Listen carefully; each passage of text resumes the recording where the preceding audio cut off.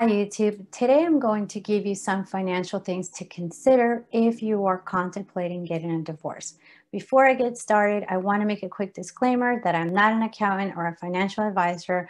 The things that I'm sharing with you today are things that I learned through my own divorce journey, and hopefully they will at least give you a place to begin looking if you're contemplating getting divorced. Because going through a divorce can be an extremely emotional and overwhelming time. If I would have known that the financial side of my life was also going to be impacted and it was going to be so chaotic, I might have been better prepared. So please, if you are considering divorce, get your ducks in a row now, because figuring out a divorce settlement, attending mediations or court hearings can be insanely taxing on your already intense emotional state of mind. And unfortunately, this leaves a lot of opportunities for mistakes to happen.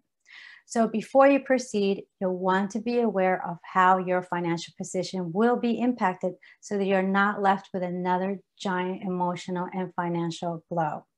So my number one biggest piece of advice is to please speak to a financial professional.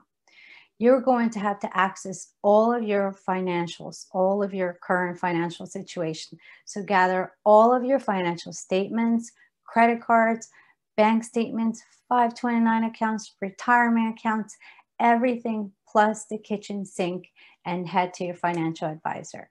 Remember that whatever figures you're used to now will be much different after divorce because you will have the loss of your spouse's income.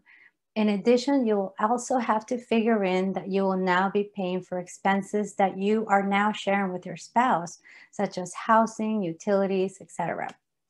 And ultimately, you will come to the realization that you'll no longer be able to live the same lifestyle as you do now.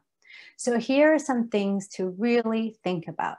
So number one, you're going to have to set up a new budget, which means you will have to cut back on some of your discretionary expenses. So this is the time to make a list and figure out what you absolutely need, what's a maybe, and what you can X off the list, or at least pause until you adjust to living on one income. Number two, look at your credit and your current debt. So if you do have debt, put a plan in place to pay it off as soon as possible and avoid relying on credit cards now. Also, make sure to review your credit report and check it for any inaccuracies. Remember that everyone's entitled to a free copy of their credit report once a year from each of the three major reporting agencies. You can go to annualcreditreport.com for more information on that. Number three, health insurance.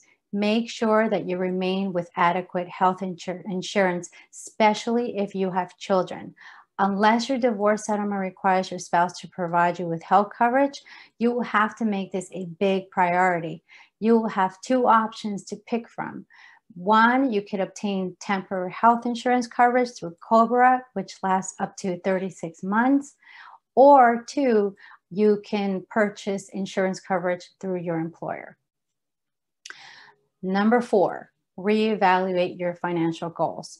You and your spouse have certain financial goals in place right now. Once you're divorced, these will most likely change and have to be reprioritized entirely. So start making a list of things that you need to achieve, like getting a new car, for example, or putting college money away for your children if that's a priority to you. Number five, last but not least, divorce causes tax implications. Your sources of income, your filing status, and credits or deductions may all be affected. So again, please speak to a financial professional to learn more about this. So in summary, it is really important to speak to a financial professional. Although yes, it can be done on your own, speaking to a financial professional to assist you during this time will save you from a ton of heartache, help you to make better decisions regarding your divorce, and give you such a big peace of mind. And if you do decide to go through with your divorce, by preparing, once the divorce is behind you, you will be so grateful that you had a plan set in place, because this plan will be the building blocks for the foundation and your new future. So that is it. Thank you so much for watching. I hope that I've given you some kind of place to start looking. And please don't forget to subscribe to my channel and hit the notification bell so that you know when I upload new videos. Thanks again. I will see you next time. Take care.